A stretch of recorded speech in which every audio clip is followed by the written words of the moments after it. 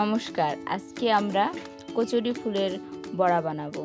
তার জন্য আমাদের লাগবে কচুরি ফুলের পাপড়ি ছাড়িয়ে নিয়েছি আমরা ভালো করে, তারপর আলা চাল, তারপর পেঁয়াজ কুচি, তারপর হচ্ছে গিয়ে ধনেপাতা কুচি, তারপরে মরিচ বাটা দিয়ে নিব, তারপরে হলুদ, পরিমাণ মতো হলুদ, তারপরে স্বাদ মতো লবণ দিয়ে তারপরে হালকা একটু জল দিয়ে মিশিয়ে নিব। তারপর পাপড়িগুলো দিয়ে ভালো করে মেখে তারপরে তেল দিয়ে ভেজে নিব। ভাজা শেষ হয়ে গেলে সুন্দর করে সাজিয়ে নিব।